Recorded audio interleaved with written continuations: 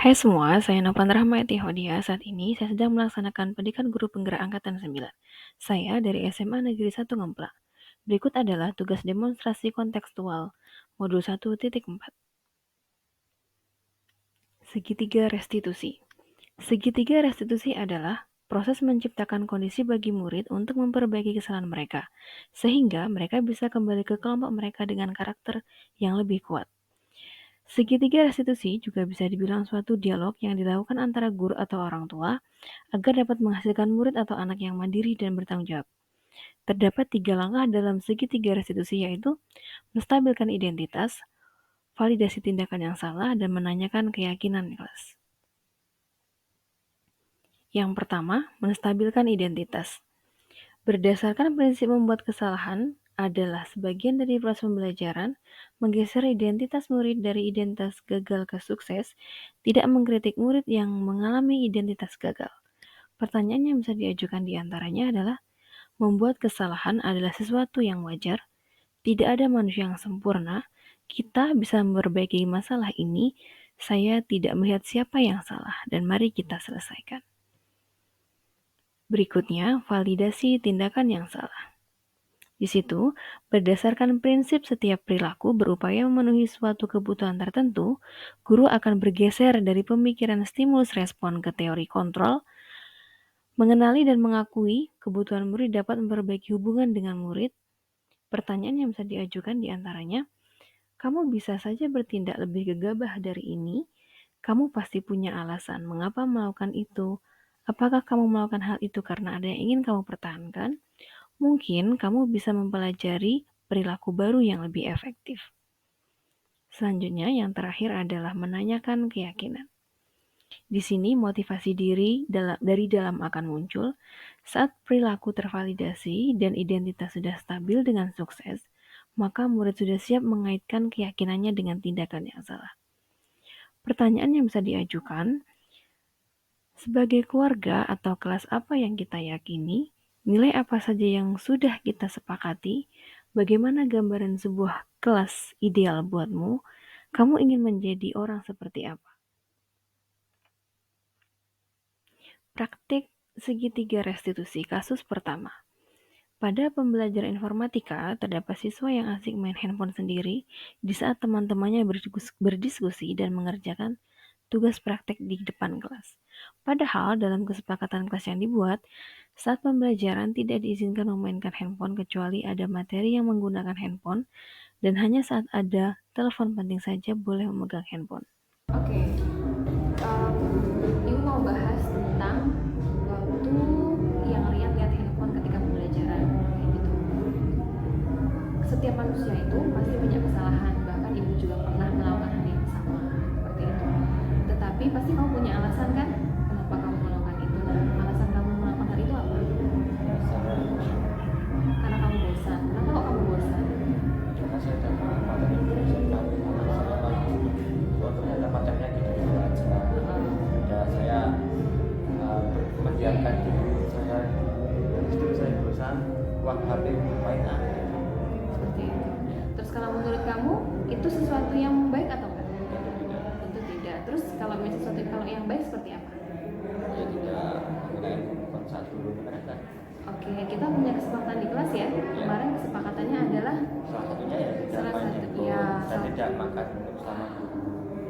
selama atau selama jam pelajaran. Oke, siap. Nah, berarti sedepannya ketika pembelajaran kamu akan jadi seperti apa? Saya jadi seperti Gibran, tidak main HP, tidak makan, terus berfokus pada apa yang Anda bisa. Berarti kita siap ya? Oke. Berikutnya, kasus 2. Di pagi hari saat pelajaran PKWU ada salah satu siswa yang diam-diam makan di kelas dengan enaknya tanpa pemberitahuan mengapa anak tersebut makan di kelas. Padahal saat itu guru sedang menerangkan dengan serius. Keyakinan kelas yang sudah disepakati adalah tidak diizinkan makan di kelas saat pembelajaran berlangsung. Jika memang dalam kondisi benar-benar lapar dan sakit, diminta izin terlebih dahulu untuk makan. Ngobrol sebentar tentang pembelajaran kemarin-kemarin yang Ibu pernah kasih ke Nisa. waktu yang Neza makan di kelas, masih ingat? Masih. Ya, itu waktu kita pelajaran PKBM. Sebenarnya apa yang Neza lakukan sudah pernah dilakukan oleh orang lain, jadi bukan hanya Neza yang melakukan seperti itu.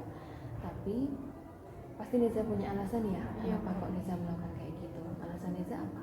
Pas itu tuh kan belum sarapan karena keburu-buru nyiapin barang-barang ke sekolah juga. Terus jadi belum sempat makan, jadi mahnya tuh kamu pas pagi-pagi perutnya udah perih banget. Jadi habis minum promah tuh kan 30 menit kemudian harus makan. Nah itu tuh aku karena 30 menit kemudian makan jadi. Berarti Neza emang lagi punya sakit mah. Sering kamu. Oke, kayak gitu. Ya, kalau menurut Neza, kalau tiba-tiba makan seperti itu bagus nggak? Enggak, Bu. Enggak, terus sebaiknya seperti apa? Harusnya izin dulu ke ibu, tapi pas itu aku salahnya malah langsung makan karena Oke, kayak gitu ya. Oke, nggak apa. Kita kan di kelas punya kesepakatan ya waktu itu. Kesepakatan di kelas kita apa? nggak boleh makan. Ha-ha. Terus kalau lagi pelajaran nggak boleh main HP. Seperti Limitnya itu. cuma itu aja. Oke, ya.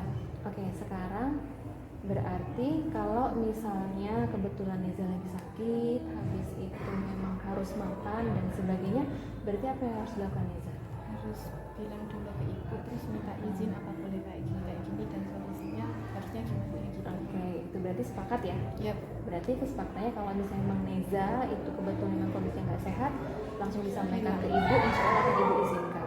Sepakat?